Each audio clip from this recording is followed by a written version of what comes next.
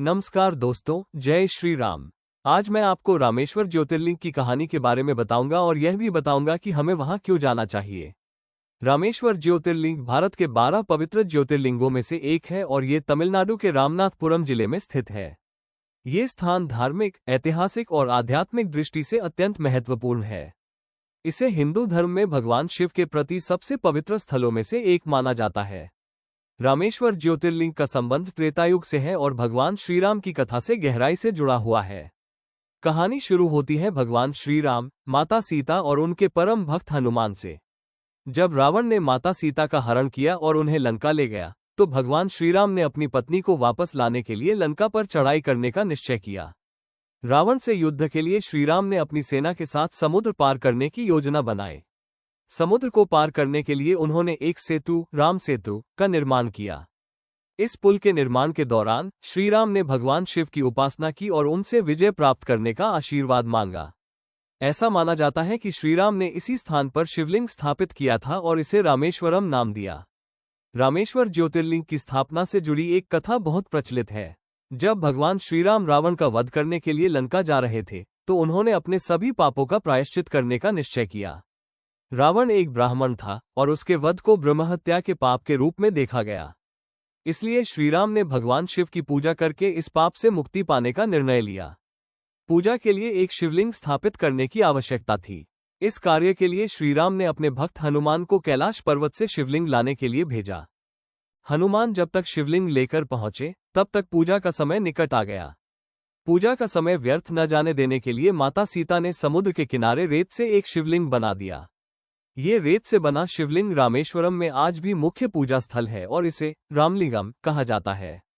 जब हनुमान कैलाश से शिवलिंग लेकर आए, तो वो इस बात से नाराज हो गए कि उनके द्वारा लाया गया शिवलिंग स्थापित नहीं किया गया। भगवान श्रीराम ने उनकी नाराजगी को दूर करने के लिए उनके द्वारा लाए गए शिवलिंग को रामलिंगम के पास स्थापित किया।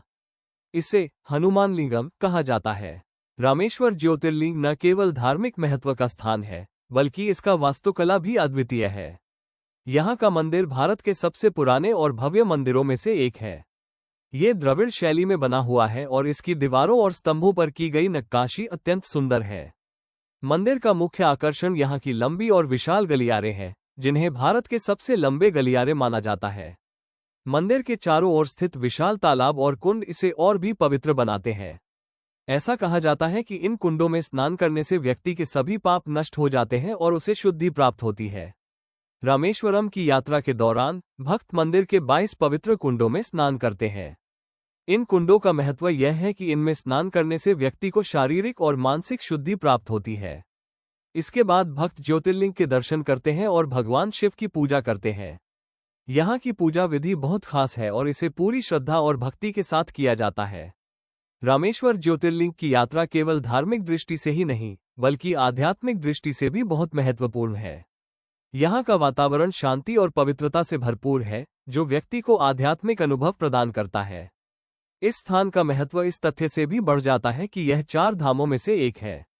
4 धाम की यात्रा में रामेश्वरम का विशेष स्थान है और इसे मोक्ष प्राप्ति का मार्ग माना जाता है। रामेश्वरम जाने का सबसे अच्छा समय सर्दियों का मौसम है, जब यहाँ का मौसम सुखद और शांत रहता है। ये स्थान तमिलनाडु के प्रमुख पर्यटन स्थलों में से एक है और इसे देश विदेश से आने वाले श्रद्धालुओं और पर्यटकों द्वारा अत्यधिक पसंद किया जाता है। यहाँ पहुँचने के लिए सड़क, रेल और वायु मार्ग के अच्छे साधन उपलब्ध हैं। रामेश्वर ज्योतिर्लिंग की यात्रा न केवल धार्मिक महत्व रखती है, बल्कि यह एक ऐसा अनुभव है जो व्यक्ति के जीवन में सकारात्मक परिवर्तन लाता है। यहाँ भगवान शिव की पूजा और दर्शन से व्यक्ति के जीवन के सभी कष्ट दूर हो जाते हैं और उसे सुख, शांति और समृद्धि की प्राप्ति होती है। अगर आपको मेरा यह वीडियो पसंद आए, तो कृपया इसे लाइक करें, शेयर करें और सब्सक्राइब करें। धन्यवाद।